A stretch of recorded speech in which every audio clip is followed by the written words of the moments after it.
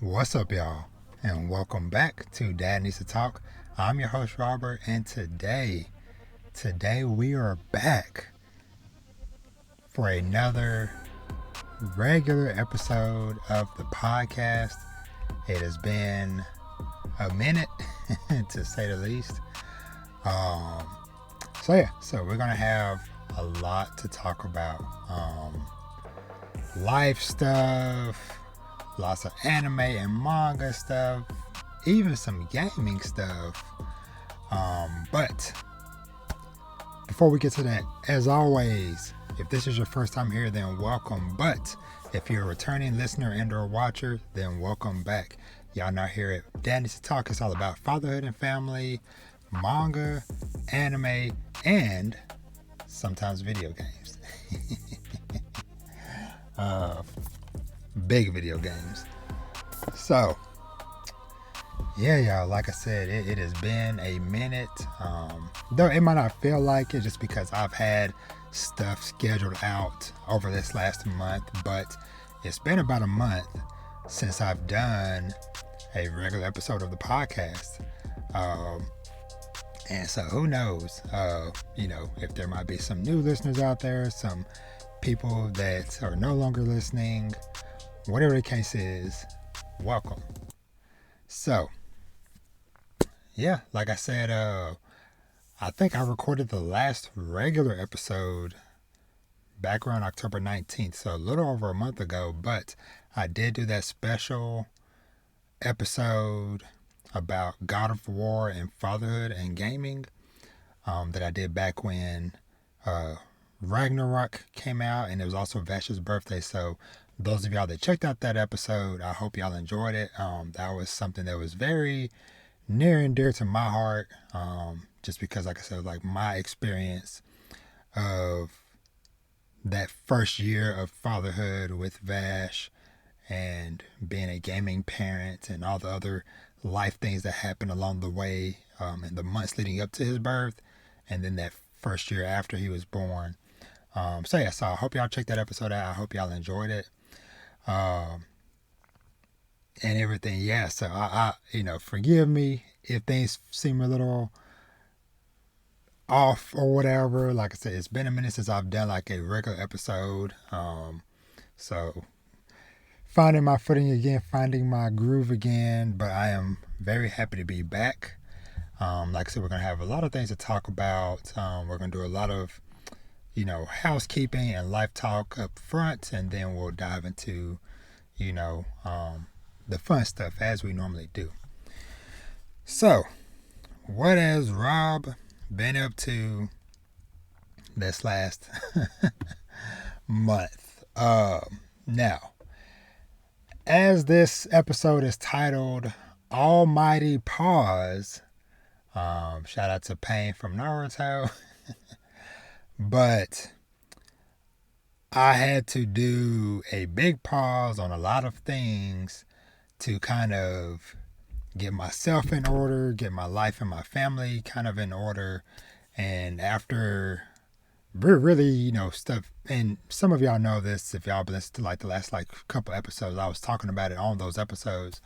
But of course things was going on, different stuff going on or whatever, and so I literally hit pause on a lot of stuff, just because things were just kind of getting so hectic and out of hand, to where it was something like once I did it, I was like, duh, of course, Robert, why didn't you do this sooner? But in the moment, life is just happening, just like crazy thing after crazy thing after crazy thing is just happening back to back to back, and it's kind of like got you on your back foot. You can't really, get your balance right. But then once I got my balance right and I had time to actually sit down and think, and so once I kind of took some time and like slowed down and thought of my options, I was like, oh, pausing, moving stuff around, because like I said, a big part of my stuff that's been going on or whatever has been, financially related. Just like a lot of stuff just kept happening, And like my money was just flying out the window left and right, just trying to keep up and stay on top of things. And then, and just a note for everybody out there, whether you're young and just kind of getting started in the world or you're an adult or whatever, but hey, sometimes the easiest solution is the solution. And sometimes you just have to ask about your options. Because like I said, like with the whole pausing thing, I literally went through my bank account. I made note of like, okay, what exactly is coming out when or whatever. What small things keep tripping me up or catching me off guard or whatever. And I was like canceling subscriptions, pausing subscriptions, moving due dates around, just because, a lot of stuff that I kind of have had for years, like certain subscriptions or car payments or whatever, some of that stuff was set up with the structure I had on my last job or whatever. And so, you change jobs, sometimes pay dates and pay schedules change and all that jazz. And so sometimes you have to kind of like reshuffle and reorganize. And so I did do that. And that has been a tremendous help. Along with, I think I talked about this. I can't remember if I talked about this or not, but if I didn't, I also got a big life-changing promotion at work a month or so ago or whatever. So that was another big part of the equation. But that coupled with pausing stuff and just like, okay, let's take a step back, see what's going on, move some stuff around, and now we kind of getting things back on point. Your boy got a fresh haircut this week because I was looking like I've been in the wilderness. Not really, but close. Like I've been bumming for a while, just trying to survive. And then it's like, okay, I can finally breathe again. All the extra hair and stuff, whatever, gotta go. And here I am, back happy to be recording again. So, like I said, note to y'all, don't be afraid to pause, call these companies, be like, hey, I'm having some problems, I need some help. What options do I have? And sometimes, oh, hey, well, we can, pause this or move this here or redo this, da da da da. And yeah, so that was a big help. And along the way, as like I say at the end of every podcast, treat yourself to something nice. And so I have done that over the last month. So first thing I did, this was at the beginning of November now when I was trying to figure out stuff, whatever. I was like looking around my house and I'm like, I got a bunch of stuff that I literally do not use. Like I have my, like y'all know, I got the PS5 now. I've been fortunate enough to have one since launch, and I still have my launch PS4. And I was gonna keep it for a while, maybe keep it for Vash or some of the other kids and stuff. But it's like it's literally probably been sitting around for like close to a year now.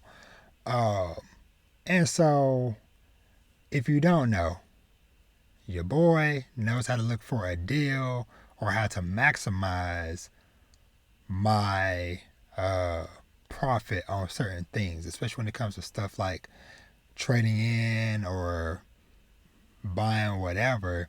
And so I was like, okay. And plus, y'all know, or I might have mentioned before, whatever, I worked at GameStop for many years. So I know how certain things work. I know when sometimes it's the best time because I know all the memes and stuff of like, you trading your games, whatever, GameStop gonna give you $2, whatever. It's like, yeah, on a normal day, they probably will.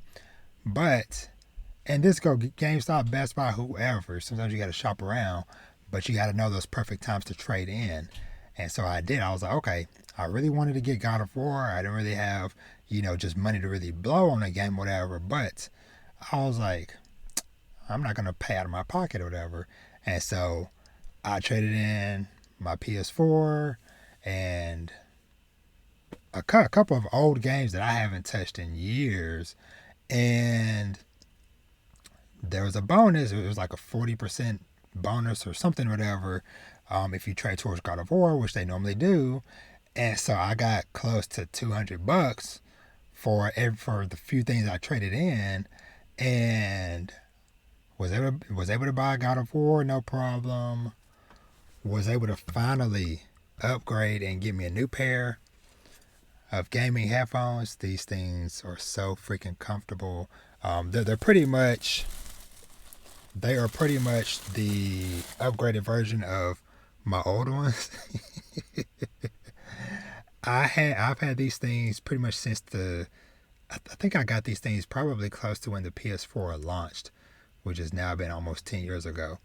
So they did their due diligence, but one thing, and hey, they still work, but I hate it because if y'all can see, like, it was starting to, like, the stuff was starting to, like, rip off, and so every time I would take them off, I would have, like, these, like, little flakes from the stuff from the headband or whatever all on my clothes and my hair. It was horrible, but they still worked and got the job done. Well, now I got the PS5 version of the headsets and stuff that's got 3D audio and all that fun jazz, and bought both of those, whatever. Still had some money left over even after all of that or whatever. And so yeah, so it was just nice. Got that little treat, and then pardon me, my voice. And then I treated myself to some manga last week, because I hadn't been buying nothing because for one, I really I really wasn't even thinking about that. I'm just trying to survive, feed my family and stuff. But I treated myself to a few little gems of manga. I'll show y'all real quick on the few things I bought, because y'all know me, I don't really, or I've like become very picky with what I pick up and what I'm buying now, especially because I also have been fortunate enough to get access sometimes to, like, digital review copies from some of these companies and stuff now, which has been a lot of my recent reviews and stuff, which has been very awesome.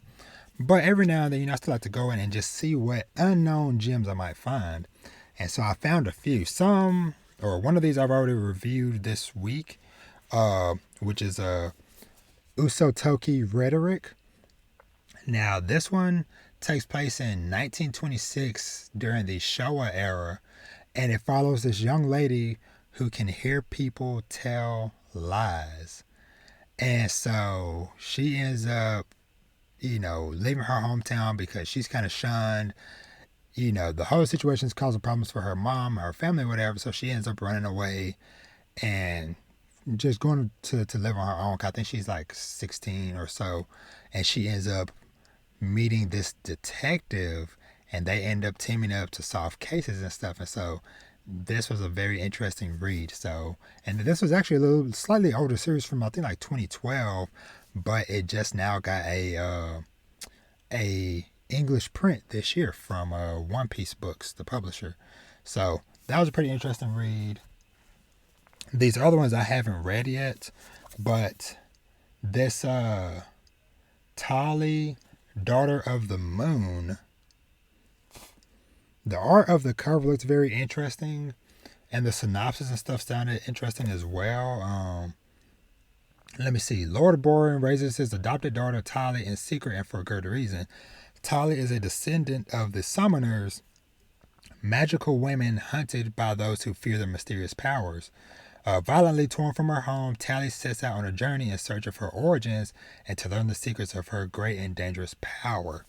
Now, the interesting thing about this, too, is that this is from a French publisher, or from a French author. So this was one I found literally hardly anybody had any reviews or anything on it or whatever. So I'm very excited to dive into that because the art on that looks very beautiful. And this next one is Sky Grazer. This one is made by the same author who does Heavenly Delusion. Now, let me see if I can find my copy. So, Heavenly Delusion. I'm showing a little bit of the trailer. This is hold on. Because because I think it shows something crazy. But Heavenly Delusion, like I said, this is a series. It has an anime coming out next year, and I read volume 1 maybe last year or whatever. I don't know if I ever did I don't think I ever did like a separate review for it. I might have talked about it on the podcast back then. I can't remember, but like I said, the Skygrazer was like a 1-volume series that they did before Heavenly Delusion. But Heavenly Delusion kind of gave me some Promised Neverland kind of vibes and stuff, because there is some, let me see, I had a kind of, okay, yeah, because yeah, there was some interesting stuff going on with Heavenly Delusion, but like I said, it kind of gave me some Promised Neverland vibes with some stuff that's going on. And so I was like, okay, I'm excited for that. So when I saw this, and I was like, okay, I'm gonna pick that up and check that out too. So, and last, one more knocked off my list. I found volume 2 of Ikigami the Ultimate. Now I just have 3 volumes left that I need. I need volume 1, 5, and 10. Those are the last ones I need, and I'll finally have the full set, and I can maybe start reading this series. But yeah, so that's some stuff I treated myself to last week, whatever. Like I said, I always love finding some cool little gems and stuff. So yeah, so I treated myself to that. Me and my wife went out to eat a really nice dinner over the weekend at there's a seafood place nearby, so we went there. Oh, it was so good. Cause we went there for the first time some months ago, whatever, and discovered that they have like lots of seasoning options, including lemon pepper. So having some lemon pepper crab and lobster and shrimp, ooh, and the potatoes, yeah. Yeah, we was in there eating good. But yeah, so things are finally looking brighter, and we're on the path back to, bigger and better things, which leads to the next big life development thing. So I can find it. So sports season, middle school sports season has started for my kids, which has been exciting, but also just like insane because of how busy and stuff we are now. Let me see if I can show this. So my oldest boy and youngest daughter, this is from their first basketball game a couple weeks ago. And then this is both of my daughters, their first cross country meet a couple weeks ago.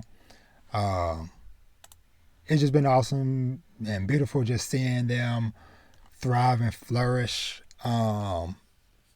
in this new environment and stuff. And so further, and both my basketball kids, they're both currently undefeated in their couple games that they've had so far. My boy showed out. I think he's had over 20 points both games so far. My daughter, she had 15 that first game. In cross country, my oldest daughter, the one that's been doing track for years, she got 8th in the first meet, and then she got 7th in the meet yesterday. So, and this is out of 200 plus kids. So yeah, and then even my other daughter, I think she placed even like in the top 30 or 40, and she's hasn't even been running like that all these years. So, but yeah, so that's been awesome. But like I said, it's just made things very hectic and very busy. Just because it's like Mondays is both of the kids play basketball at the same time. It's just one is playing at home, one is playing away, and then Tuesday or Wednesday, depending on what the schedule is, we got cross country meets, which is at freaking 4 p.m. Who does 4 p.m. on a weekday?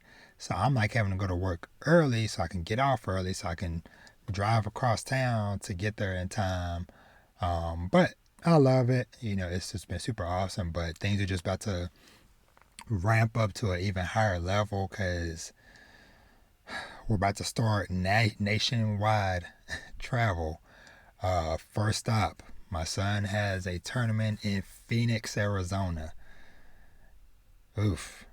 In the coming month or so. So we having to prepare for that and look at the schedule. We're gonna be like, there's something in Florida, Cali. I think I even saw like Memphis. Like, so we about to be out there, and on the road a lot. And that's just his stuff. That's not counting, the normal travel we do during the summer for my daughter's track stuff. So yeah, it's just about to be an exciting but very busy, um, uh, and expensive time. So please support your boy. You want to, donate a couple bucks on my Patreon, please do. Any penny counts. But yeah, so that's what's going on with that. So yeah. So, and with that being said, I don't know what the schedule for the podcast and stuff is going to look like. I doubt that I will be able to go back to a fully every week schedule. I might, there might be some spurts here and there where I can do like a 2-3 weeks, whatever, in a row, but I doubt it's going to be every week till eternity, whatever. Just because, like I said, it's just with how busy and stuff is, whatever, it's just not feasible. But I will say, I have been kind of like brainstorming different ideas and things that I want to do for the podcast or whatever. Of course, I want to do, or I want to continue having awesome guests and stuff on the podcast. I've enjoyed having people on this year because I really increased the amount of people that I've had on this year, and I hope that y'all as listeners and watchers have enjoyed that as well.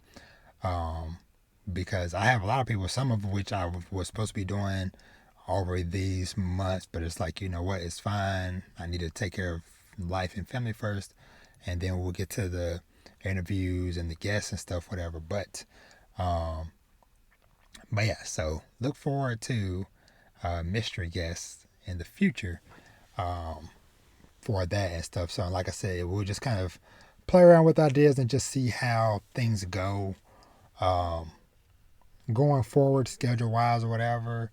But we'll get things done. And I might have, aside from just the manga reviews, because I enjoy doing them, but I don't know.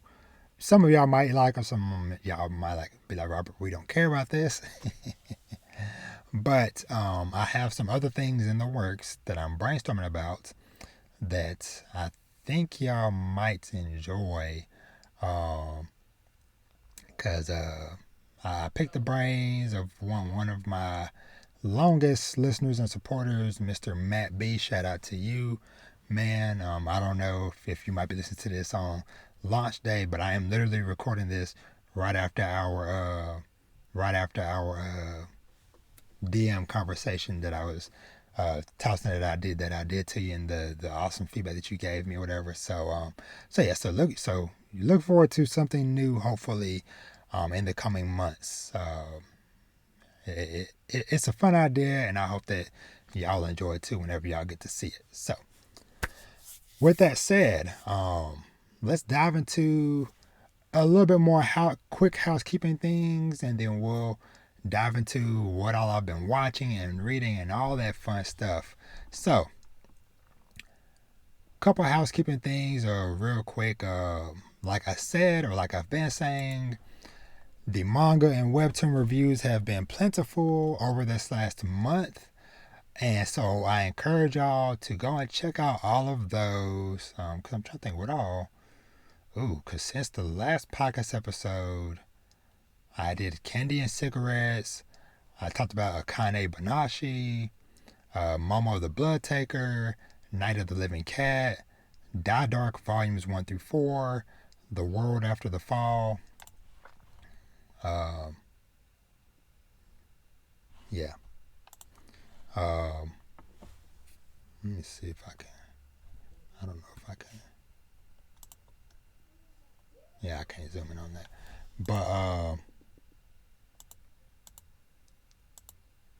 But yeah, so it's been a lot of stuff. Yeah, Kenny Cigarettes, Jill Connie, Momo, Night of the Living Cat, World After the End, the God of War special episode, Villains Are Destined to Die, Prince Freya, volumes 1 through 7. So What's Wrong with Getting Reborn as a Goblin, which is very dope. Isekai, about a person who gets reborn as a goblin. But the cool thing about this one is it's a very simple premise, or it's a very simple thing that they like take the idea and expand upon. Because typically in this world, goblins only live for 7 days, and so it's just like boom, boom, they're in and out or whatever. Well, this guy gets reincarnated as a goblin, and he has a special ability that lets him live 80 years, which is 1,000, many thousands of times over the normal lifespan of a goblin. And so he starts to kind of basically getting these goblins organized and all this stuff and maximizing their 7-day lifespan and all that stuff. Is really dope, really cool. Like I said, Utsatoki Rhetoric, and sneak peek, I will be doing a review for The Remarried Empress. So yeah, I got a little sneak peek on that one. But and speaking of which, I'll just say, your boy has fallen down a wonderful rabbit hole of romance fantasy series. Because like I said, Villains Are Destined to Die was super awesome. And speaking of which, I do not know what algorithm, or shout out to the Jose community, because y'all came through. Because I was talking to friend of the podcast, who runs the is it Jose World Twitter account. But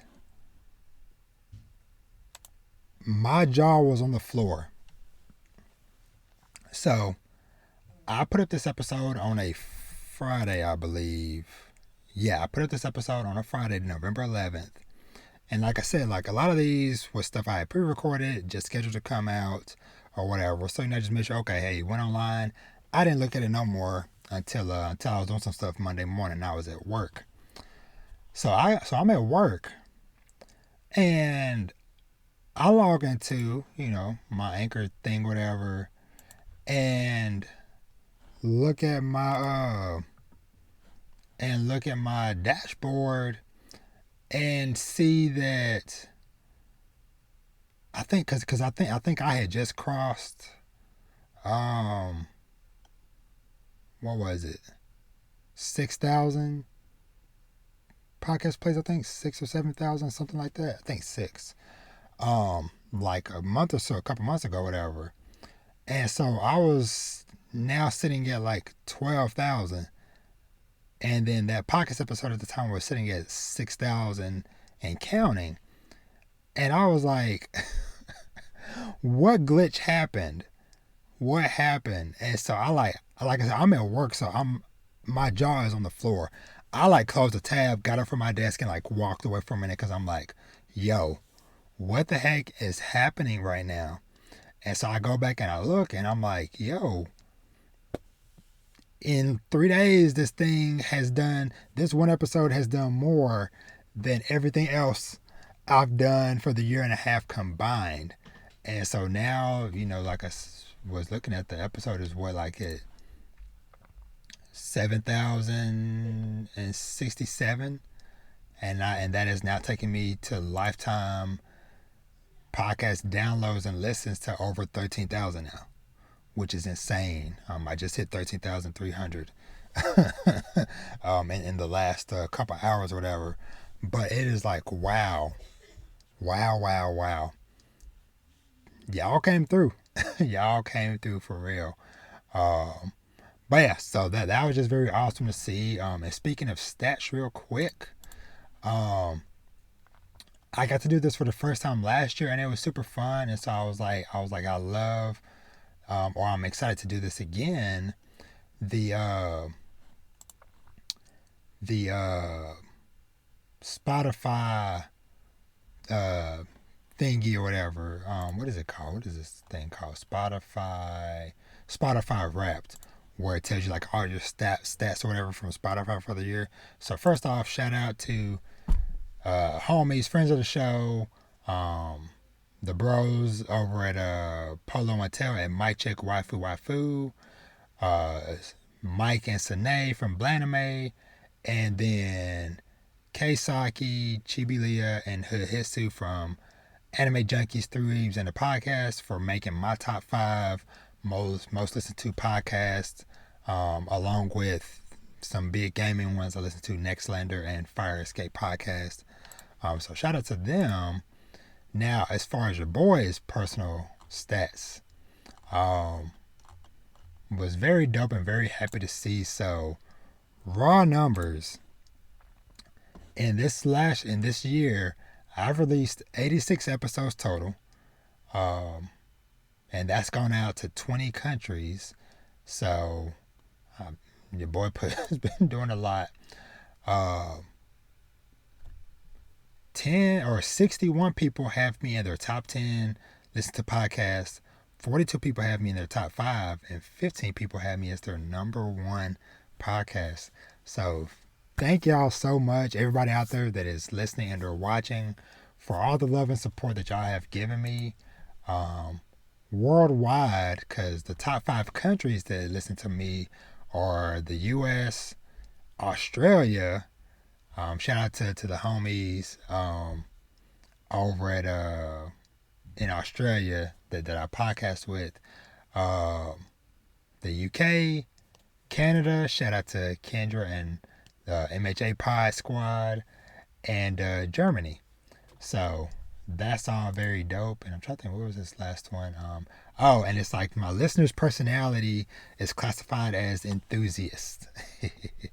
So shout out to all the podcast enthusiasts for listening to your boy and supporting me. I wouldn't be here, wouldn't be where I'm at, and got to do the things I've gotten to do and experience without y'all. And speaking of which, your boy won tickets to go to Anime Frontier this weekend, and a very big guest is supposed to be there.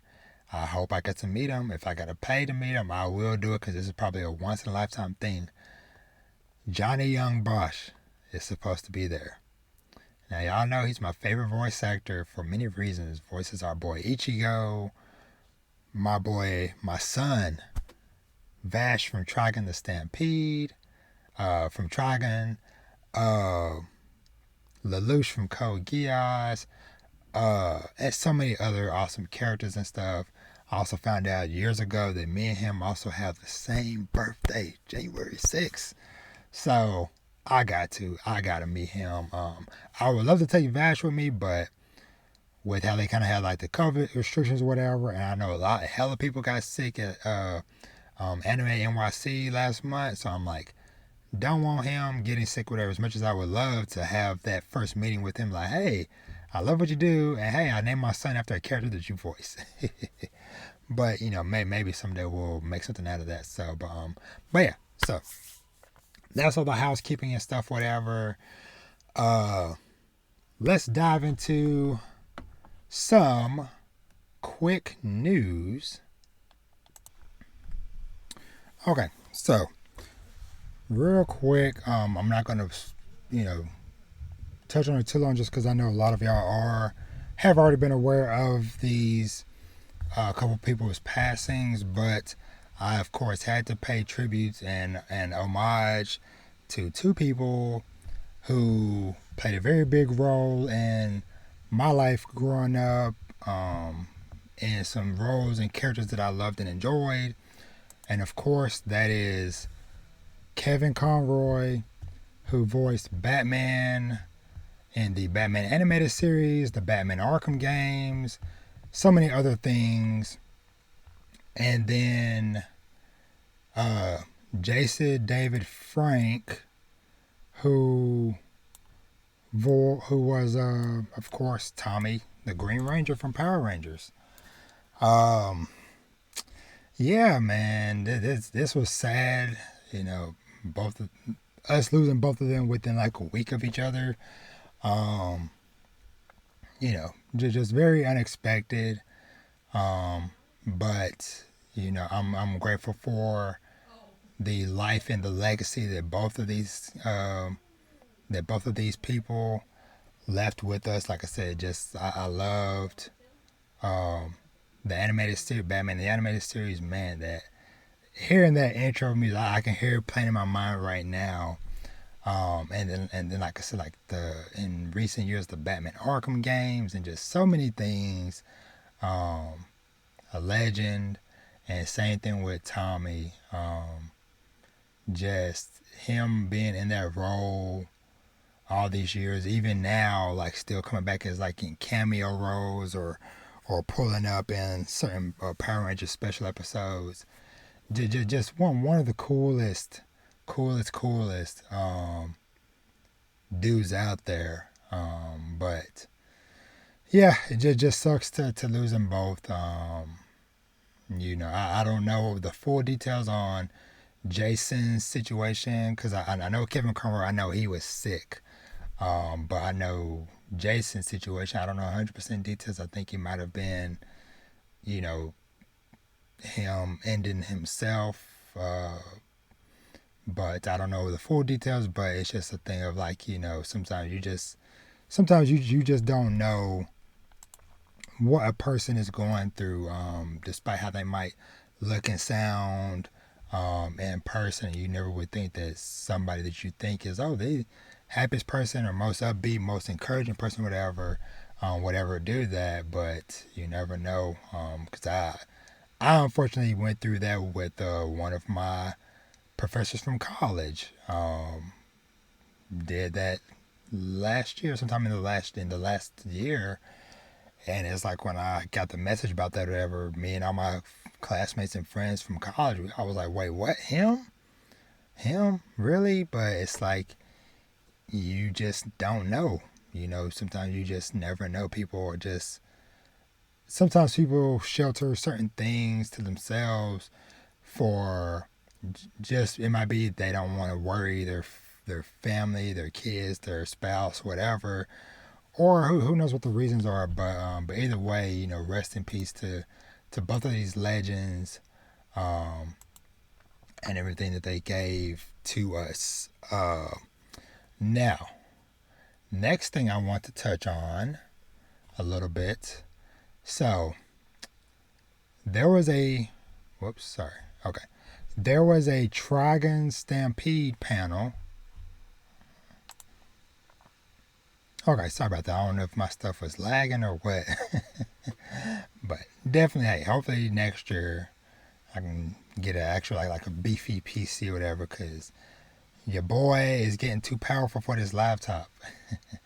But so Trigon Stampede, they had a panel at Anime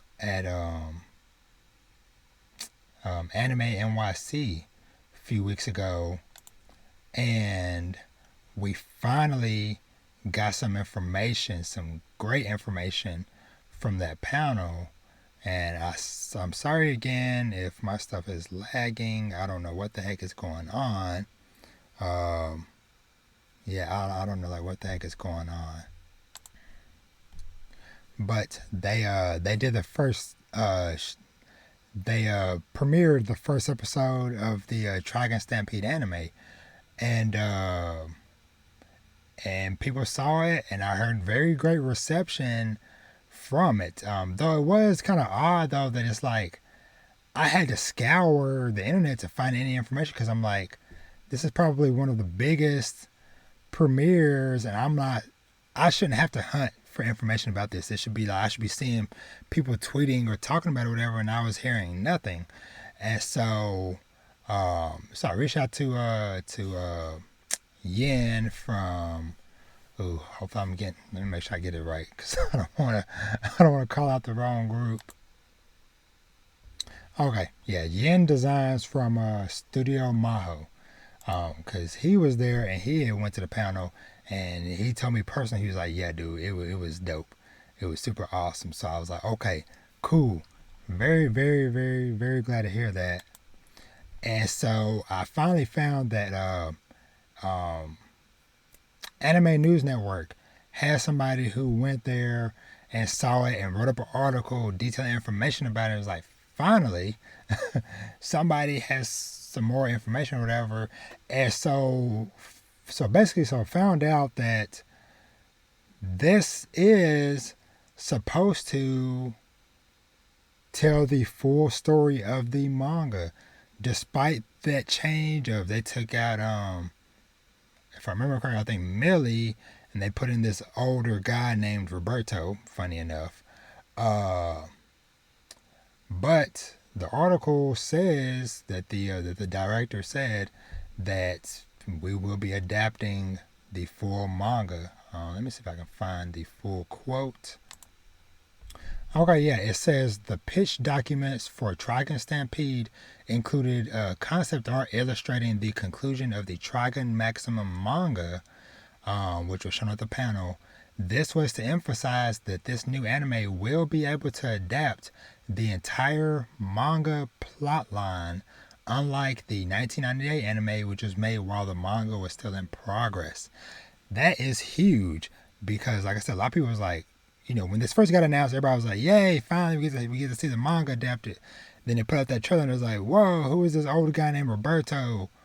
Dang, they're not going to do the manga. And now it's like, no, they are going to do the manga. So I was excited to watch it regardless, but now I'm back on board of like, okay, yeah. Let's see where this goes.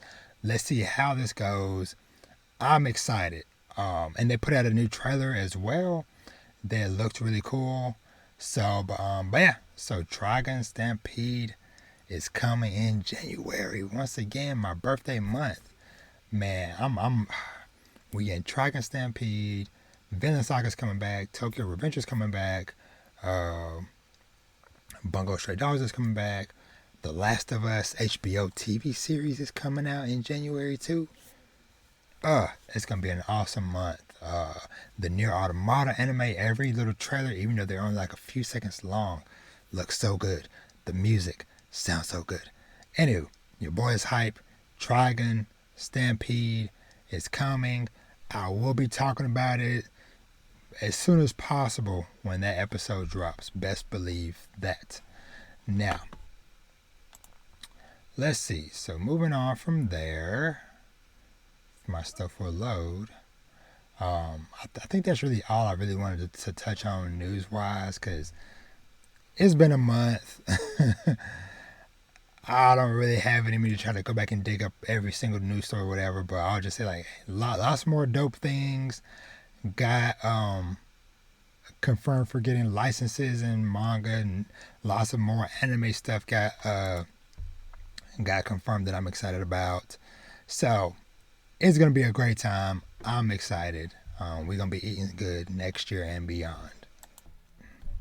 Okay, so real quick, I'm gonna touch on a couple of movies that I watched. I'm not gonna go super deep into spoilers and stuff, whatever. But of course, as usual, I will do timestamps or whatever if you just don't want to hear about the discussion or you just want to just move on to the next thing. But I did get to watch a couple movies during my time away. The first of which is Black Panther 2, Wakanda Forever. Now, me and my wife went to go watch this together. We both really enjoyed it. Had a really, really dope time seeing it. Especially because like this is like the first time we've both gone to see a movie together. Maybe like over a year. I don't even know the last time we both got to go see the movie together. But Wakanda Forever was very dope. I really liked the way that they paid tribute to Chadwick Boseman. That was done very beautifully. My wife had the tissues out before they even got to the memorial, kind of like a Marvel Studios logo thing that they do. It was just all his stuff, whatever. She was already teary-eyed from the beginning, from the intro sequence and stuff, and all throughout the movie. But yeah, it was just a very heartfelt movie in general. Like you can legit tell that because these actors lost a friend, a colleague in real life, that they were able to take those same emotions and feelings translated well directly into the film. And so the way that they kind of wrote that stuff fit very well, and it all just played out awesomely. It was cool getting the introduction to Riri Williams, aka Ironheart. That was very dope. I'm still kind of new and like learning about that character, so it's kind of cool again to see our first look at her before she has her own TV series. I think next year, I think is when it's supposed to be coming. Namor was very dope. I enjoyed his character a lot. Just his whole like, yo, you don't F with us, we ain't gonna F with you attitude.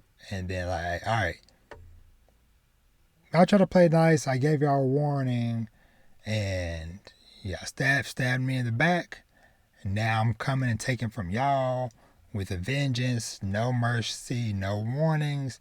We just gonna roll through and show y'all what we about. And so yeah, so that side of things was all just very dope. But yeah, overall, the movie was very dope. I enjoyed it when Shuri, and this part is mild spoilers, but when Shuri went to the ancestral plane, and once again spoilers, Killmonger was there, waiting like to greet her. Whatever, wasn't nobody else. Whatever, it was him. So that was dope. Seeing that conversation that they had was super amazing. Shout out to oh Lord. Shout out to Angela Bassett for, man, the power and the emotion in her voice when she was speaking to everybody at the beginning, when they were at the kind of like the UN thing where they tried to, where basically she was like, yo, quit trying to find vibranium. We'll show y'all mercy this one time. Y'all try to sneak in and steal it from us. Don't do it again. And then even through her demise and what happened with her and stuff, all very powerful.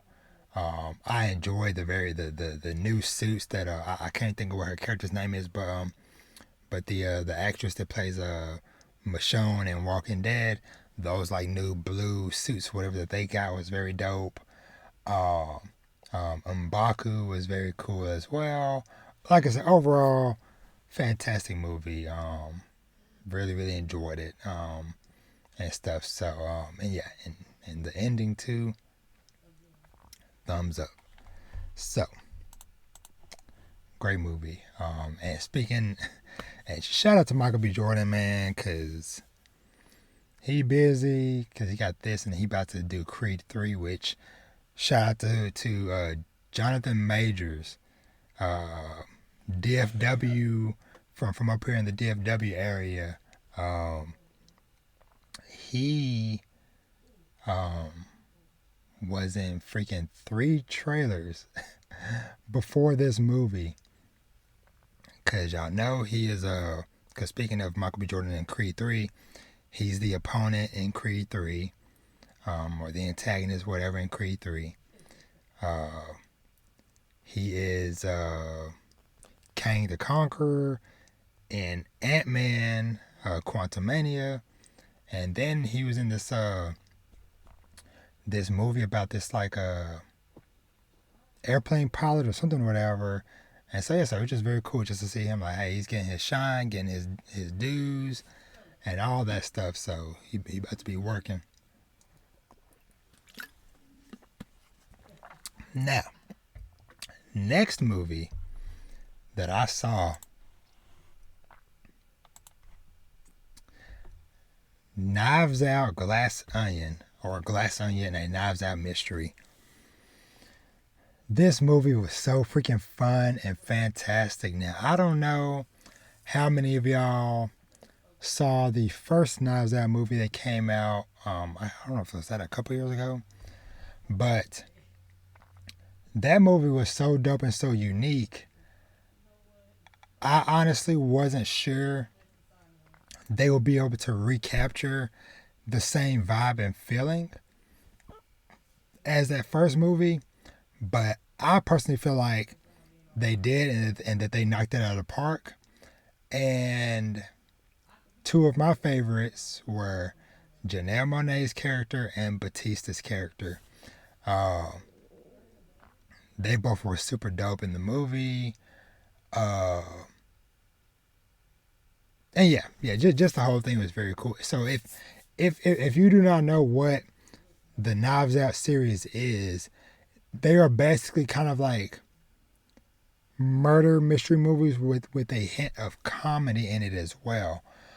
Because you kind of have this assortment of characters who are connected to each other through a central character. So like in Knives Out, the first one, the person who died in that movie, everybody, all of the characters in it or whatever, were various family members. And it was a thing of like, okay, the detective, which is made by Daniel Craig, he is trying to piece together like, okay, who are all these people? What is the relationship to the person that died, or the focal point of the movie? The focal point character might not always be the person that died, but the focal point character of the movie that brings all these people together. And there's like, okay, who might have had motives to kill the person? And in both of these movies, it's like, everybody here might have had a motive to kill this person and stuff. So, but yeah, they're very fun movies. So this one came out a month early in theaters, but it will be on Netflix at the end of December. So if you don't want to go out to theaters to see it, then you can go, catch it on Netflix and at the end of December. So, but yeah, Knives Out, Glass Onion, super dope, super fun movie. Like I said, they surpassed my expectations and supremely knocked it out of the park. Now, let's head over to, my Annie list. So we can talk about some anime. And some of the things I have been watching. Now, I'm not going to deep dive into everything, so I'll just give it just a quick shout out before I go into like deep dives on specific shows. DIY Do It Yourself is still a wholesome gem of a show, to where if you are not watching that, then you definitely need to watch it. Slice of life, just following some wholesome girls coming together for a do it yourself, a DIY club at their school, and it's just them just being friends and just being adorable. is the freaking best way I can freaking describe this show, which I don't have lined up properly. Hold on. So yeah, so DIY Do It Yourself, check that out. I think we're almost up to episode 10, so that's on Crunchyroll. So that's a fun, sweet one. In the same vein as that, another freaking gem that I am so happy to see more people talking about, and I just caught up on over the weekend. Bocchi the Rock has been freaking fantastic. This is the one that follows this young girl who she dreams of being basically making friends and stuff and being in a band. And so she uses her passion of music to learn how to play guitar, and then to learn how to play guitar, she actually ends up becoming a big person on their version of YouTube or whatever. And so she has all these followers, whatever, and stuff, whatever. But she has very bad anxiety. So now trying to make friends and stuff in person. It's kind of like a come can't communicate type of situation. But it's just these young girls coming together, forming this rock band, and it's just very awesome to watch and see. So don't sleep on that.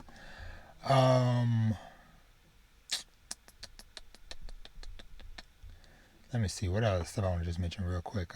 Chainsaw Man has been dope and cool. I don't have too much like in depth stuff to say about it. It's just been off the charts and stuff. So and kind of a nice refresher because I did read the manga years ago.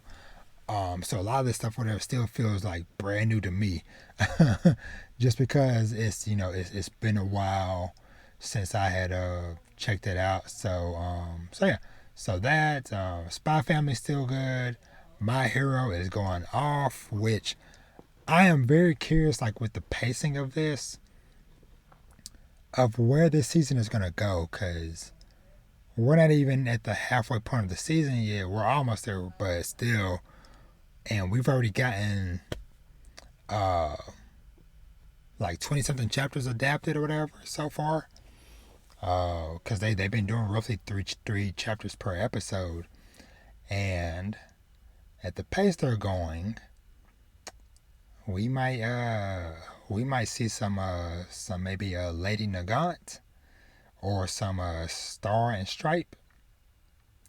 Maybe. Don't know for sure, but just doing some rough math, it's gonna put us in the ballpark, and that's gonna be some exciting stuff to see them animated. So and everything that happens between. So, but yeah, this season of My Hero has been fire, super dope, super good. They brought the quality back up top notch. So, still excited for that. I still need to go back and catch back up on Raven of the Inner Palace. I'm like a couple episodes behind on that. Blue Lock still been really solid. I hadn't been like 100% hooked on it like I was with Aoashi, but that is fine. It is still a fun, enjoyable watch. And what else? And I still need to catch up on Eminence and Shadow. Now, the stuff, let's say I need to dive into. Okay. First off, I'm going to give a shout out to this because I don't think I was even watching this last time I did a podcast or whatever. So,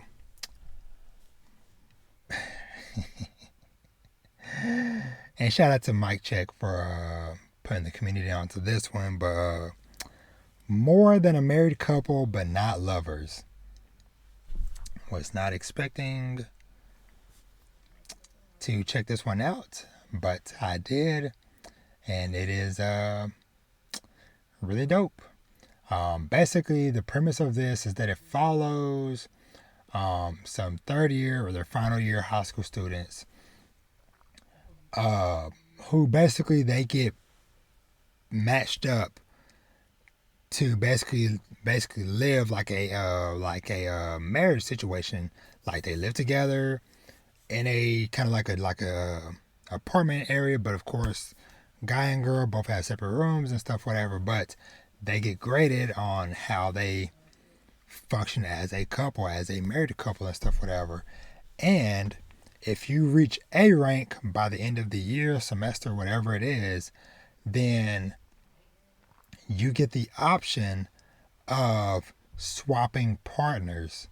And so, but the interesting thing with that though is like, okay, both of our main characters, they're both in love with other people, but both the people that they're in love with are matched up as a couple.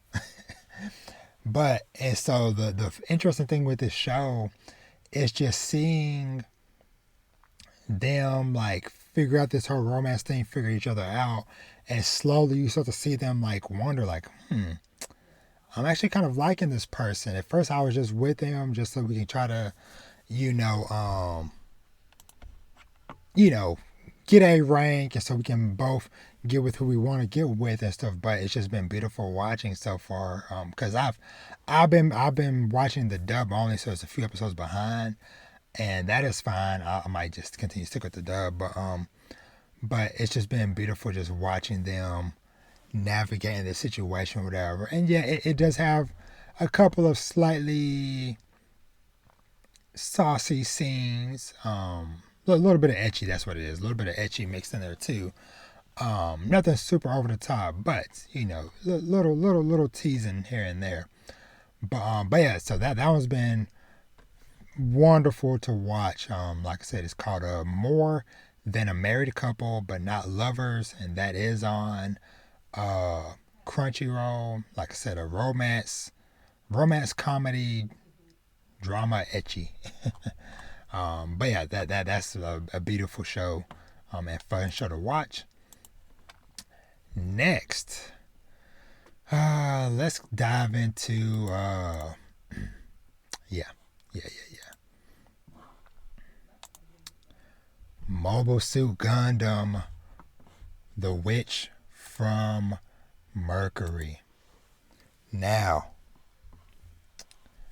I'm pretty sure at some point on this podcast I talked about how much I loved Gundam Iron Blood Orphans, which is wild to think about. That was 7 years ago that came out. But I loved that show so much. And hold on. Okay. Yeah, love that show so much. And so knowing, okay, we're getting a new one, new characters and stuff, whatever. Main character's gonna be a female this time, and kind of like a school setting, yada yada yada. Lots of new changes, whatever. But the things you love about Gundam, at least the things I love, because granted, I've only ever really watched Iron Blood Orphans, but the mech battles are in there, the politics, the drama, the real stuff you love about your mech series. Like I said, same thing with 86, whatever. The politics and the drama is what really pulls you along, and the characters. And so far, Witch from Mercury has delivered on that. And I'm honestly glad that during my time away, I kind of stopped watching a lot of stuff. I kind of just mainly just, you know, stuck to a few key shows like, Chainsaw Man, Bleach, My Hero, and Spy Family and Blue Lock, stuff like that or whatever. And I kind of dabbled in stuff here and there, but Witch of Mercury, I had like 6 episodes to watch, and that was a fantastic binge watch, getting to see all the stuff that I kind of like been hearing hints and tidbits of on the timeline and on other podcasts and stuff, whatever. But it's just been super dope to watch. And just seeing Seletta's character like start to grow and flourish and things like that. And this situation that she's in now, because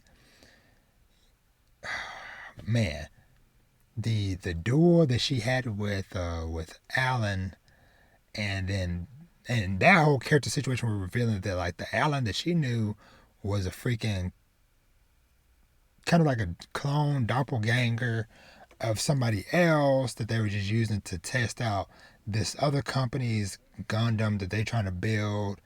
That whole situation with the whole birthday song, and that was crazy.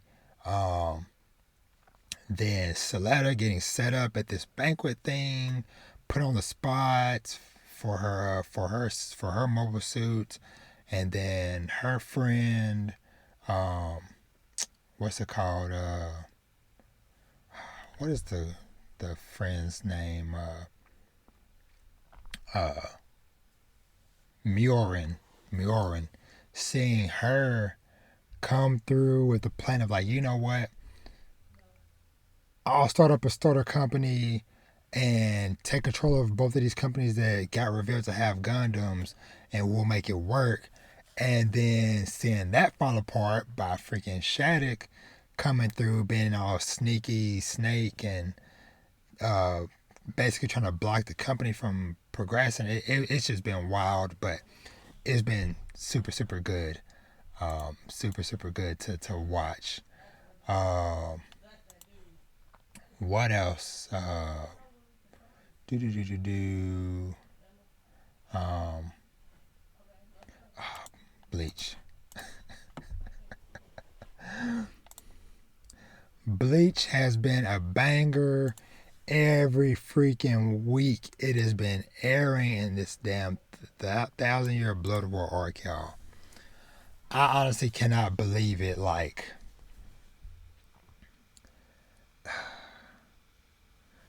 is it Studio Period, right? Yeah, Studio Period came back with a vengeance. They went into the hyperbolic time chamber for 10 years, honed their skills, because I'll still never forget the conversations back when we first saw the trailers for 1,000-year Blood War arc. Everybody was like, okay, ain't no way they can keep the quality this high the whole season. This is probably just for the trailer or whatever. But then it's like, okay, we saw the first episode. Okay, first episode budget. But now here we are 8 episodes in. And it's like, yo, they is killing it, man. And like, this is another series that I read the manga 4 years ago. But it has just been so wild. Just like there are like certain big moments and story plot points whatever that I remember, but the finer details of everything that happened in between, it feels like experiencing it for the first time all over again. And I've been loving it because I grew up watching Bleach in my late teens to early 20s and stuff, and then now seeing where this series is and stuff, man, it's just freaking amazing. It is just amazing to be here in this current life experiencing this series right now, man. It is a joy. And shout out to the people who held strong for this last decade and didn't read the manga or nothing, whatever, and are just experiencing this stuff for the first time 100%, man. I can't even imagine, because I'm shocked and I loosely know what's happening, and I can't imagine people who have no clue. So, but yeah, and I think that's it for the anime and movie stuff, whatever. Yeah, I can't really think of too much else that I've really been checking out. Yeah, so yes, all right, so let's move on to some manga talk. But with that, I'm actually going to dive into something, because let me get it pulled up. Okay, couple quick shout outs I want to do before I dive into the the manga stuff. So shout out to Soul King for his sample pair of these dope Pochita slippers from Chainsaw Man. Yeah, Soul King be putting out some dope stuff, man. I'm still mad. I'm kind of mad I didn't jump on the because he did like these very dope green and purple Zoro hoodies from One Piece. So, but other quick little things I came across that I want to give a shout out to. These couple little book series called the Blended Family series. My sister is my sister and my brother is my brother. Whoever daughter this is, she is very adorable. And this one called A Day with Daddy. Very dope stuff. Love to support this type of stuff, man. So shout out to the creators of both of these, or all of these awesome books and stuff. And like I said, shout out to Soul King as well. So, Manga Talk. It is that time of year where we get to look at, get my stuff straight, sorry y'all, top 10 manga of the year. And look at what we got. I'm going to start from number 10. Number 10, Kaiju number 8. Number 9, Do Not Say Mystery, which is the only, Do Not Say Mystery is the only one on this entire top 10 that I have not read it, but it is on my list, especially because there's going to be a English release official English print, I should say, May of next year, but I still might check it out before then because, hey man, it cracked into the top 10. Number 8, Chainsaw Man. Number 7, Blue Lock, which I wouldn't be surprised if both of those skyrocket in sales by this time next year because both of them got animes airing right now. And same thing with Kaiju number 8. It's supposed to have an anime coming next year, sometime in the next couple of years. Kingdom still rocking strong at number 6. Number 5, My Hero Academia. Number 4, One Piece. Number 3, Spy Family.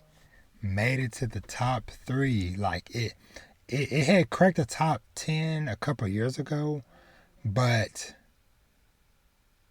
the anime coming out this year, like, shot themselves, the sales through the ceiling. So, but yeah. And number 2, Tokyo Revengers, which has ended since I last recorded, which I might talk about that in a minute. And then number 1 for the second year in a row, the reigning king, Jujutsu Kaisen. Now, interesting thing for those who might be curious or whatever, who aren't watching the video version, just to kind of give a little breakdown numbers wise, and I'll go back down from 1 down to 10.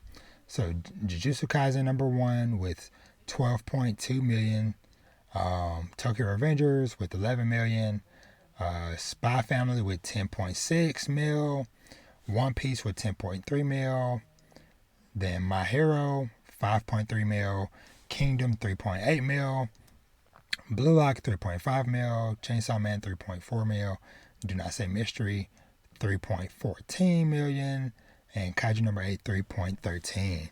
So that is a very awesome stacked group of manga. And somebody was kind enough to also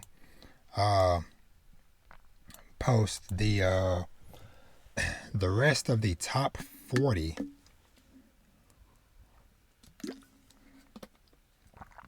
which is very interesting to see some of the placement of some of these series. Now, shout out to Golden Kamuy for being at number 12 because the manga for that ended this year. Aoashi got a big boost as well with manga sales from the anime airing this year. It's up at number 13. My Dress Up Darling ends the year at number 14. What are some other notable ones? Dr. Stone ended earlier this year. It's sitting at number 20. Freyren, which got confirmed for the anime of that coming next year.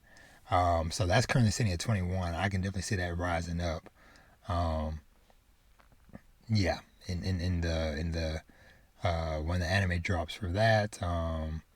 Kaguya-sama, Love is War manga, that also just ended and it's currently at number 25. Glad to see Sakamoto Days at number 27.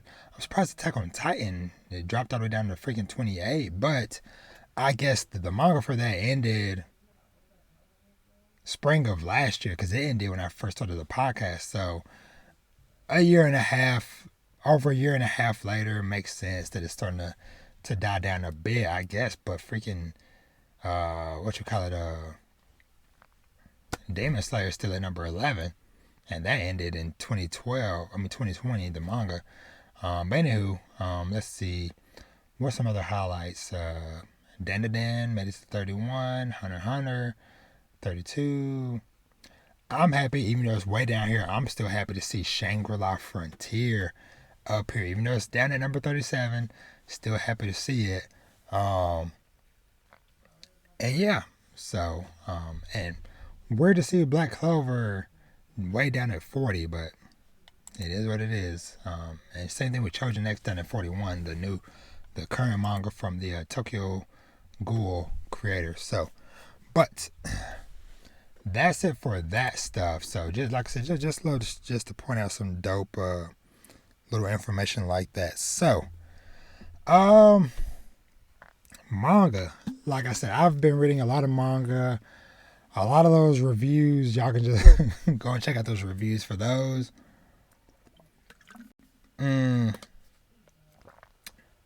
Some big ones I gotta talk about. Um, let's see. Let's start with some new ones real quick. So the newest one, the new series from the One Punch Man creator and the Mob Psycho 100 creator, which shout out to Mob Psycho. I still haven't watched the new season yet. It's the final season. I still haven't watched it yet. I did sadly get majorly spoiled on some stuff because I was a guest on somebody's podcast last week. And granted, this is on me for not stepping away from the conversation or being like, hey, I haven't watched it yet or whatever. Because they've full dose spoiled some major spoilers for that series or whatever. So I'm like, damn it. But it's like, whatever. So I'm still planning to check out Mob. But Versus is this new series, like I said, from the One Punch Man creator. And the premise of it, which actually, let me see. I wonder if can I find that Versus manga. If I can find that color spread, yeah.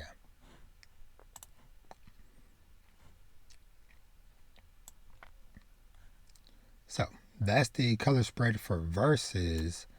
And basically the setup for this is that in this world there are basically 47 demon lords that serve this great demon lord. So there's like 47 demon lords across the land, and the humans basically gather together the 47 strongest heroes in the world and basically send them all out to fight these 47 demon lords so that then they can go and fight the main demon lord, the great demon lord or whatever. So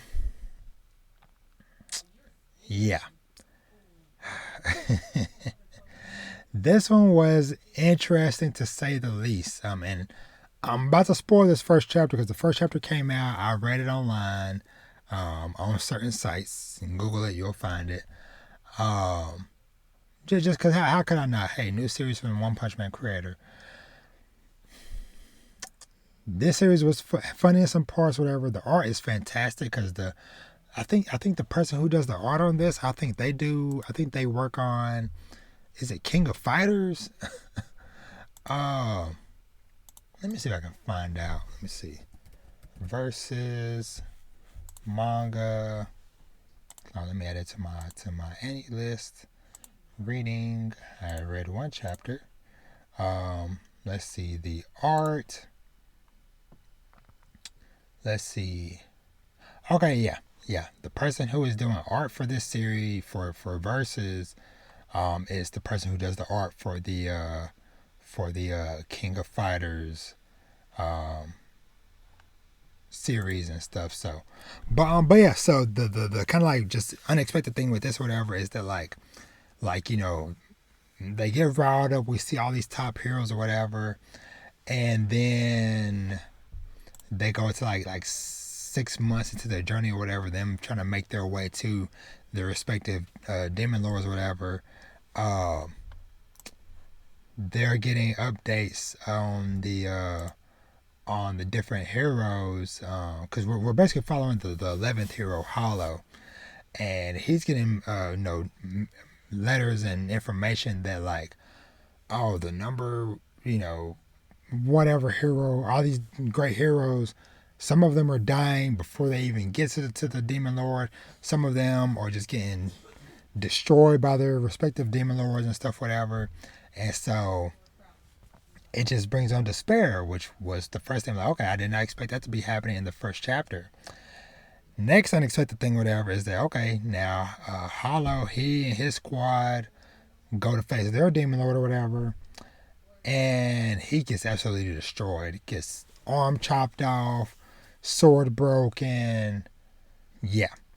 So then his older brother, who is like this great mage or whatever, comes, is like, okay, they've been tasked with another mission. While these guys were fighting the demon lords basically to strengthen them, they were summoning more heroes from another world. And so, wild thing, this portal to another world opens up. These people from like a futuristic high tech with guns and stuff, whatever, come through, mowing down monsters. And I was like, oh yeah, we saved. Y'all are here. Another twist is that it's revealed that these people are coming here because they need help because there's a great threat in their world. So that was just fun. Just like I said, just a roller coaster of like, okay, here's a setup and premise, whatever. And then it's just like one thing after another. Oh, the heroes are actually losing. Okay, our main character lost badly. Oh, his brother, some heroes from another world. Oh, they need help too. So very fun stuff to read. Shoot. I gotta touch on it real quick, whatever. So, an anime thing real quick. I forgot to touch on. So, spoilers for an anime, whatever. We're just gonna mix and match. To Your Eternity Season 2. Our boy Fushi has been going through it, man. It has been fascinating this season because so much time has passed. Like, in these first few episodes, whatever, we've already seen Fushi live through like maybe like 200 years of time because he's got to see like generations of Hayase's children and grandchildren and descendants or whatever over and over and over all these years. And now I'm meeting this this prince freaking Tasty Peach who can freaking see ghosts and talk to them. That was a wild reveal, but this most recent episode that came out this week, I think it was, what episode was it? Episode 6 of this season of To Your Eternity. Man. Poor Fushi, just because like, he just doesn't know. You know, he just does not know how these people are using and trying to like manipulate him and stuff, whatever. And he ends up giving himself up and freaking gets imprisoned in this giant iron ball thing, whatever. And they freaking pour molten lava into this thing, and Fushi is just in agonizing pain because he's immortal. So he's still experiencing pain. He's not gonna die, but he can still experience pain. And so like it's just this constant cycle of just like his flesh and stuff just getting burnt away, and then it's regenerating, and then burnt away and then regenerating, just over and over and over. And so he's in a very bad situation right now, man. I feel horrible for Fushi, but these episodes have been like very, very interesting, very fascinating to watch. So, but yeah, I just had to make sure I touched on that real quick because I had it on my list. I was like, dang it, I want to touch on that. Another series I want to touch on really quickly.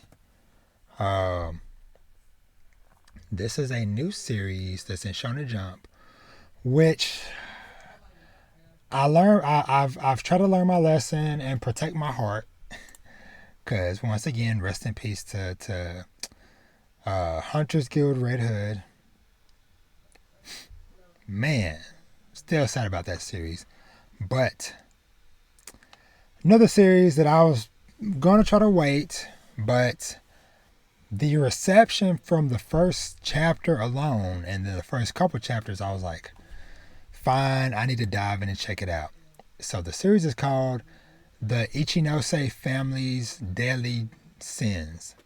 So it basically follows this whole family who has amnesia. All of them. The main character, his sister, his mom, his dad, his grandparents. All have amnesia.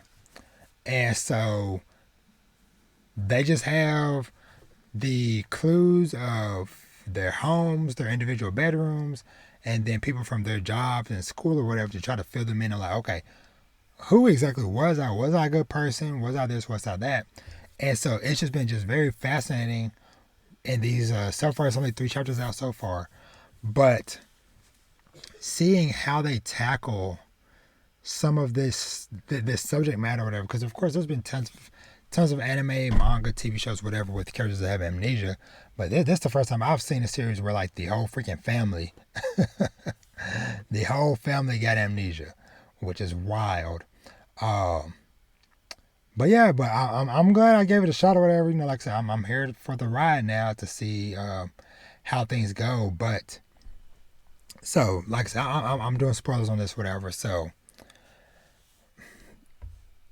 that first or second chapter, whatever, like when everybody got home, and then when he went in his room and he saw like all this words scribbled on the wall and just different stuff in his room, it was like, whoa, okay, who was I? Then the next chapter, him going to school and being tricked, man, by these kids. Now I understand, maybe he might have been a whole kid in class or whatever, I don't know, but basically a bunch of kids like led him to believe like, oh yeah, you were this and you were that. Hey man, glad to have you back at school. Da da da da. And then they just supremely turned on him, dumping food and trash on him, making fun of him, all this crazy stuff.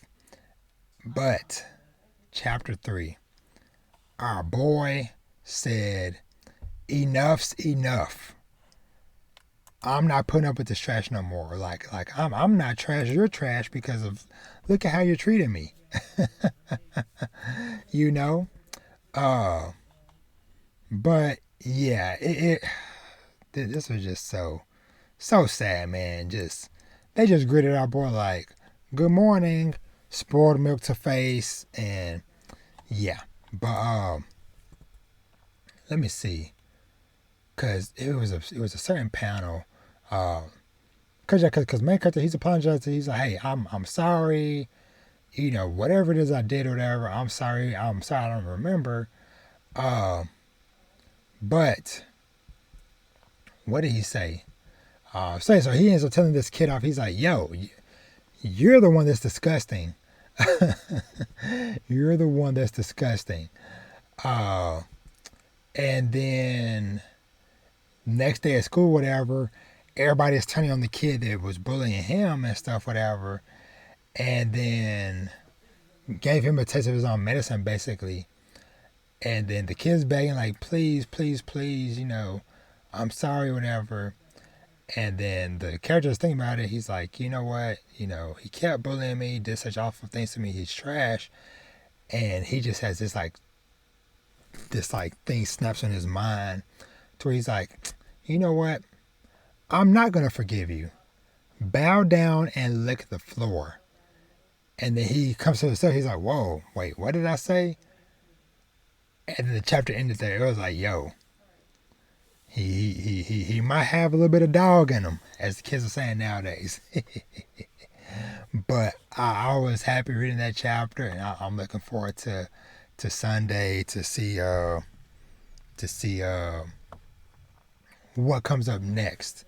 Let me see. It was like one more. I'm behind on Jujutsu Kaisen. I haven't read none of the new Hunter x Hunter chapters. I'm a little bit behind on Undead Unluck. I'm behind on Kane Banashi. That just hit chapter 40, and that's like a dope new teacher or something, whatever. That looks cool, but I'll get to all that stuff eventually. Sakamoto Day has been going crazy as well. Man, there was a panel in Sakamoto Days where, let me see if I can freaking find it. I'm not gonna show it, but I just gotta mention what this dude said. One of the coldest lines I've heard. Yeah, well, he just like blitzed these couple guys who thought that they got him. Not Sakamoto, this other character, and he like decapitates the two characters with freaking his hammers, and then he says, "Gotta work on neck strength." Yo. what kind of cold mess is that? Like, you decapitate somebody and like, yo, bro, you need to get your gains up, get your neck game, strengthen your neck, bro. It's like, yo, man, that was wild to read. But Sakamoto Days is going crazy. What else? Oh. The big one. The biggest one that's been going crazy. During this time I've been away from podcasting. One Piece. Y'all. I'm trying to think. Let me see. Let me see something real quick, because I'm trying to remember. So 1063 would have been maybe the last chapter I read before I went on my hiatus. So okay. Oh, yo. Okay, so 1064 to what is it? 1060. Let me see real quick. Sorry, y'all. This thing is taking forever to load. Okay, so 1064 to 1067.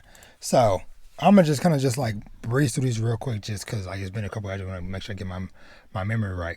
So one of the first dope things though, because last time I recorded, the Law versus Blackbeard stuff had just started, and for one of the first times in the series, the cover story connected directly with what was happening currently in the manga. And so we pretty much got that confirmation that was Kuzan, aka Aokiji, that pulled up to Whole Cake Island, kidnapped Pudding, and now has her on Blackbeard's ship. And so, man, this fight with Law versus Blackbeard was freaking insane, because I'm looking through these panels for the first time in a couple of weeks. And yeah, this chapter was hot, was ridiculous. But it was also like Bonnie them first getting to the island, finding the Beast Serpent, getting some more backstory on Kuma them. What reveal did we get this chapter of? Oh, and we got pretty much got the confirmation that yes, Dragon and Vegapunk do indeed know each other. They have a connection because they were talking at the end of that chapter. Then 1065. Let's see. Okay, this is where they encountered the Seraphim Jinbei, and Usopp and Nami and Sanji them fought him. Looked like he used the swim fruit, which is Senor Pink's fruit or ability. So got some questions there, but that was very cool to see. Got to see more of Vegapunk's satellites, his other selves, which was very cool and dope to see. Oh, and we got the reveal of the freaking giant robot thing from the ancient kingdom. So this thing was built over 900 years ago. So that was that chapter. 1066. This was such a freaking humongous chapter. This was the Will of O'Hara chapter. Man. So getting more information on O'Hara, how that all tied into Robin's flashback and backstory, getting Vegapunk and Dragon backstory, and how they knew Professor Clover and the people on O'Hara and stuff as well.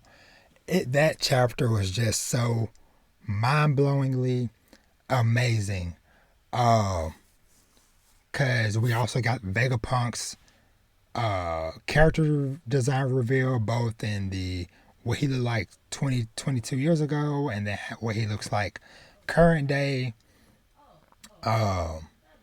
Finding out that Saul survived and that he is in Elbaf, or at least was working with some giants from Elbaf, because that moment in the flashback where, first of all, we get to see Professor Clover as a young lad on the seas, just going around causing trouble, just try to find lost texts and stuff across the world. But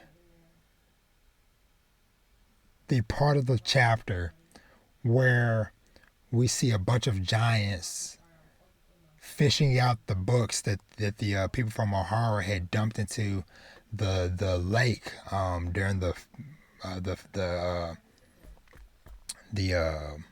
Buster call and the island on fire and stuff, whatever. So it's some giants from Elbaf scooping out these books, whatever. And then that's where we see the dragon and Vegapunk connection. And we get ages. We learn that Vegapunk is 10 years older than Dragon. So back during this incident, Vegapunk was 43 and Dragon was 33. And so seeing freaking Vegapunk's humongous head, which we find out in the next chapter 1067, that he ate the brain fruit. Now, Vegapunk was always a genius. He was always smart. He basically just got the perfect fruit of like, okay, now he can store unlimited data, but his brain literally grows as he's learning. So he took out his brain and it is housed in a bunker or whatever somewhere on Egghead Island, and he has an antenna thing on his head now, and that's how him and the other 6 Vegapunk satellites communicate with each other, to where like they sync up once a day and they're able to share data, information, memories, yada yada yada, and stuff like that. So all this stuff were back during this time, whatever, and we learned that this O'Hara incident is what inspired Dragon to get with Kuma and Ivankov and found the Revolutionary Army. It was founded within the next year of this O'Hara incident happening, which was insane to find that out, and stuff. So, but yeah, and of course, just seeing Robin's tears of joy when she learned that Saul's alive. Of course, not sure what his current whereabouts are, but we're probably gonna find out when we go to Elbaf and stuff. So, but yeah, and very dope. I just want to show just a quick glance. Vegapunk's actual character design is inspired by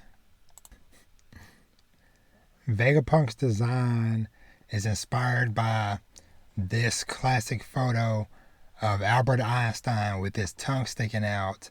And he also has Vegapunk also has a little like apple on his head for like his like antenna thing, whatever. And that's of course probably like a shout out and homage.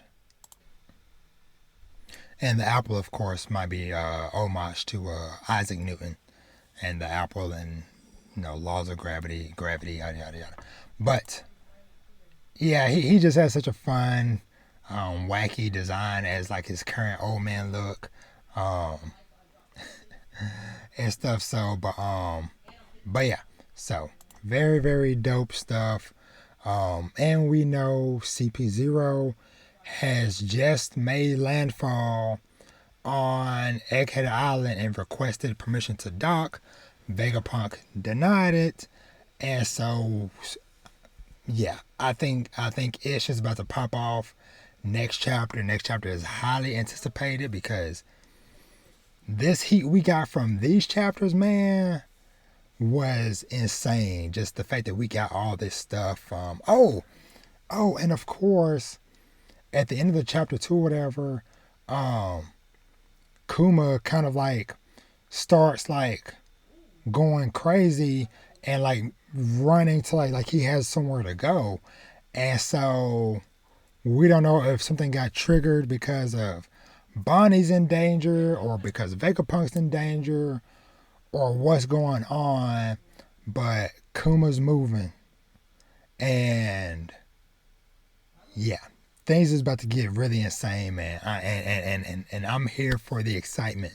Real talk. This has been such a fun and refreshing stretch of chapters, pretty much since Wano ended, because we also had the stuff with Sabo and Emu and all this other stuff along the way. Like I said, Law versus Blackbeard when I started this conversation, and now Vegapunk's character design revealed, the revolutionary stuff, the Will of O'Hara, Kuma.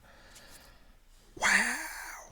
It is a beautiful time to be a One Piece fan, man. Real talk, man. But yeah, so that's it for One Piece. I think, yeah, that's all the manga I want to talk about today. Now, it is getting late, but I have to say something about this. I need to record my thoughts somewhere on this. And of course,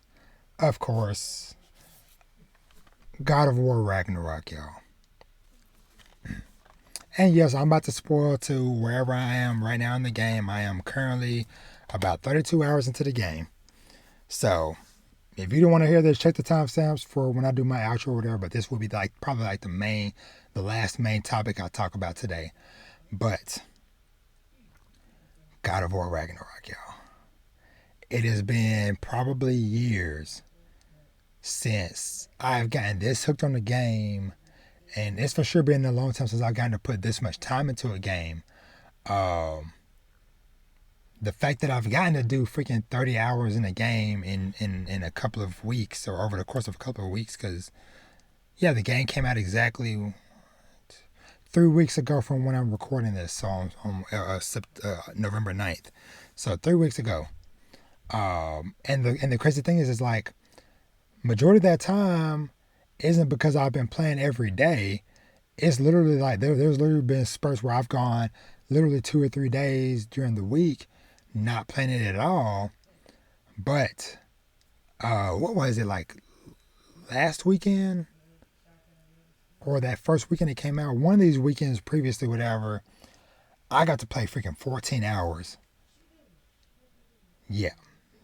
Me getting to play 14 hours of a game, that's insane. In one weekend, I should specify. Across a Saturday and Sunday, I played about 14 hours, which was awesome. But, so this game, of course, it is now, like I said, spoilers up until, let's just say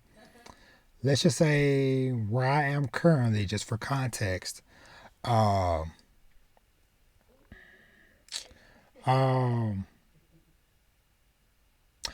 just finished the Heimdall stuff. If you're playing the game, you know what that is.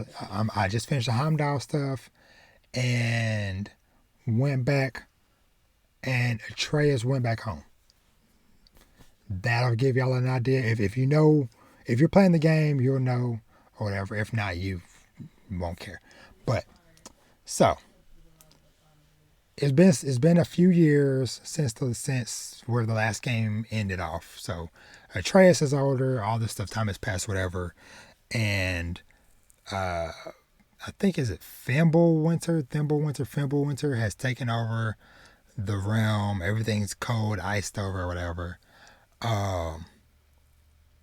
And Atreus's wolf Fenrir dies, and basically Ish pops off almost immediately because freaking Kratos is having dreams about his wife Faye telling him like, yo, protect our son, things are happening. Heck, I forgot even before then, you had to freaking deal with Freya, or had to fight her early on or whatever. But I'm not gonna go every beat by beat or whatever. But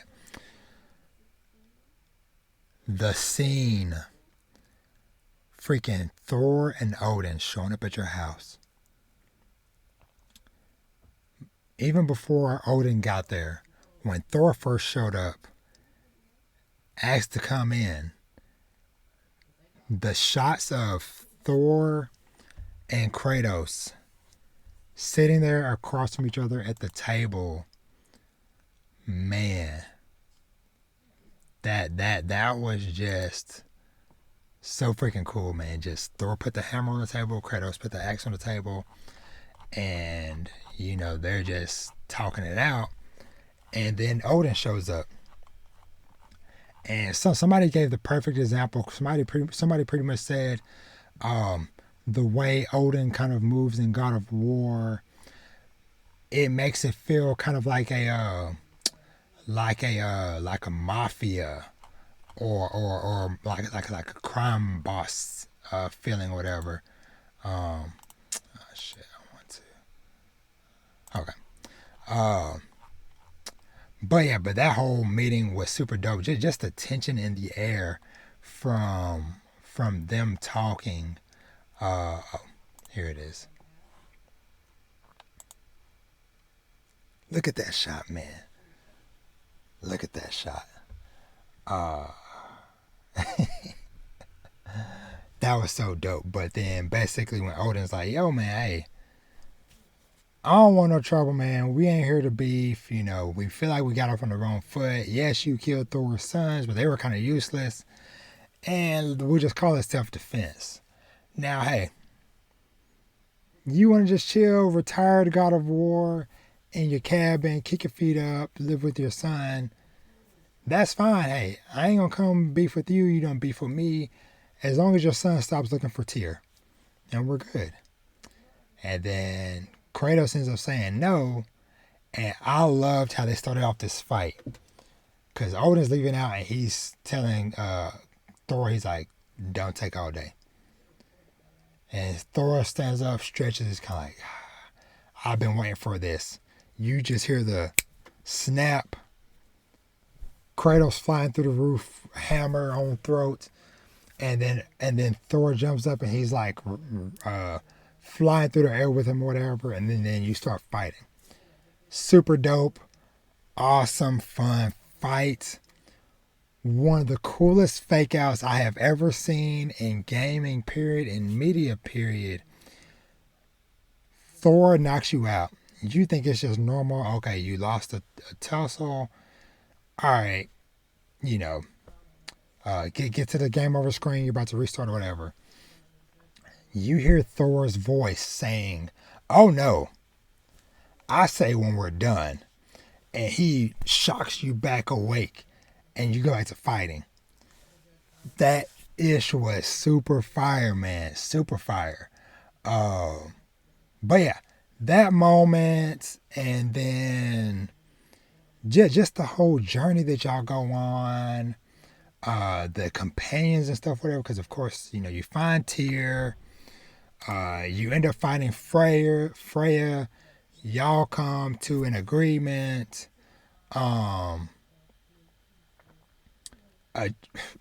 Getting to play as Atreus, which isn't too surprising because this kind of reminds me in a similar lineage in a way of kind of like the Telltale Walking Dead, even though it wasn't in the same game, but the lineage of games.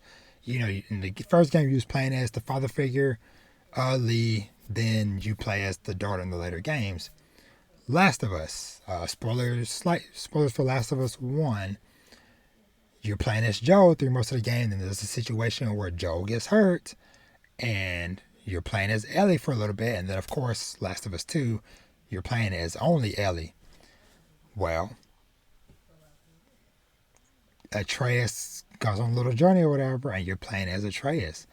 And that is very dope that they're like throughout the game you play as Atreus, and certain times you have different companions with him. I loved when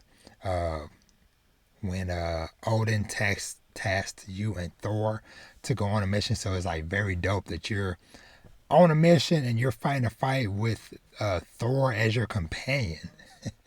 But Thor is really just there, just doing his own thing, whatever, just kind of like, whatever, hey, you got it or whatever. And, you know, so that was dope. Thor or Atreus meeting, what's her name? Angrboda, I believe is how you pronounce her name. Angrboda. Her. Played by Leia DeLeon Hayes. Talented young black queen. But that whole section where you're in the Iron Woods, which is like this like legendary realm for the giants, whatever. And you find out that this little like orb thing that Atreus had at the beginning of the game, whatever. Those things freaking contain all the souls of all the giants that y'all found, all the bodies of the giants, whatever, at the end of the last game. Well, they all kind of quote unquote escaped and put all their souls into these gems for, hey, someday they'll get to come back or whatever. Well, while that section was really long, I did not expect to freaking be playing as Atreus for like a couple hours straight. I just thought I'd be like, oh, maybe do a mission or whatever, maybe like an hour and then go back to Kratos. Nope. Played multiple hours as Atreus, whatever. But it was cool going around with her and stuff. I loved when we had to go to her grandmother's house. Angry giant black grandma. That whole sequence was super dope. That was a super fun boss fight, fighting this older giant lady or whatever. So that whole section was dope. Putting the soul of the giant into this freaking snake that you found, because you found out that the grandma, as part of like her grief for Angrboda's parents and all the other giants, whatever, she's been like taking the souls out of the different animals in that world, and it's like their bodies are still there, whatever, but they're just like lifeless husks who can't do anything, whatever. So he puts the soul into the snake or whatever, and it was super dope doing that.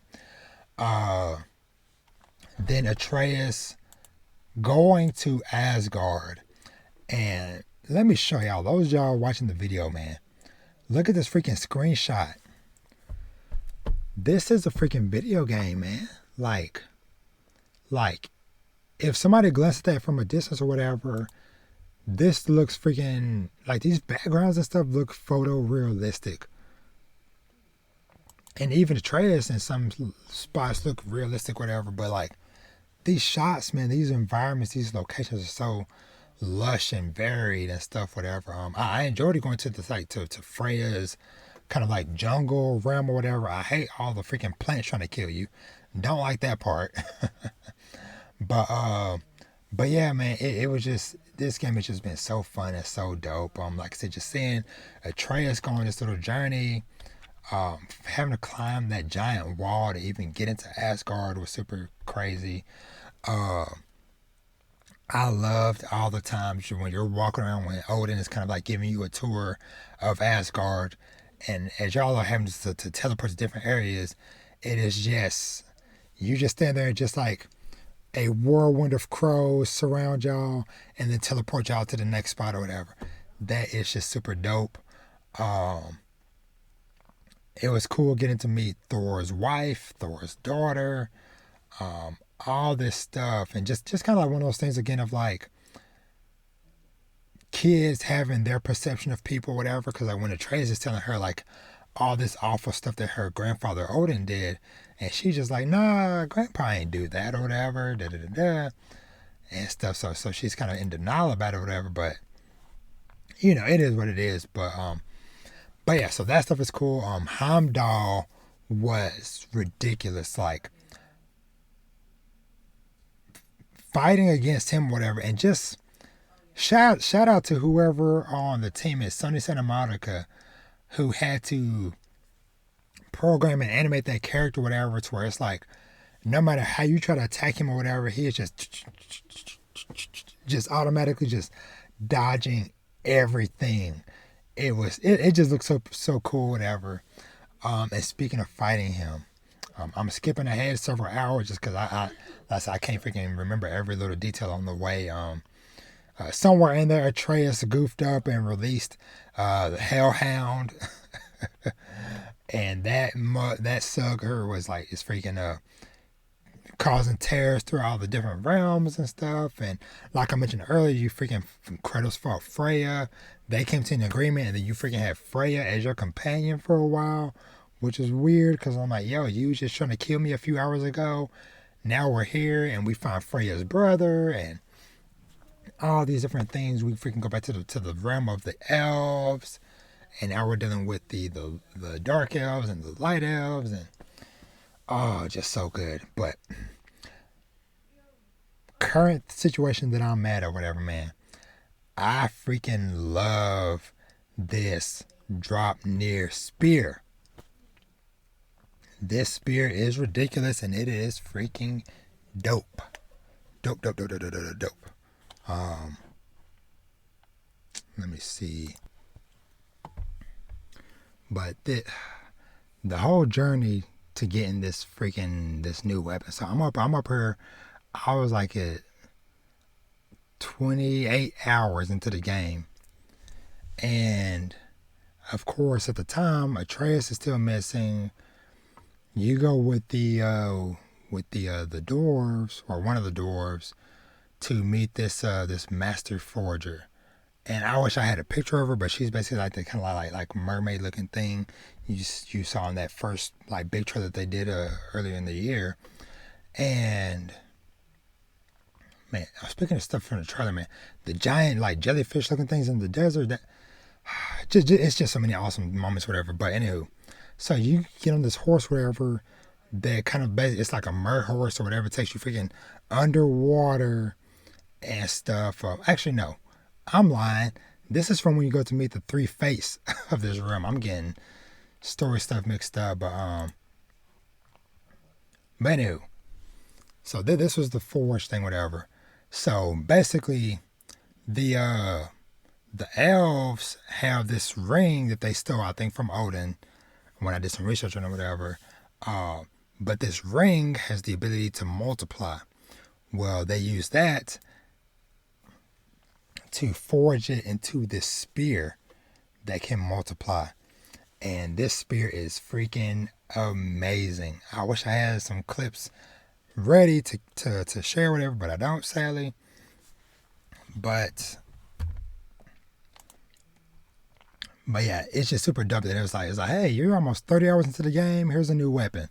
But it made sense though, because there were certain like spots and areas where that you couldn't reach, or certain things that like, okay, it looks like I need some type of like weapon or item or something to get through this barrier or to do this thing, whatever. And it was a spear, but I love it, man, because you can throw it out.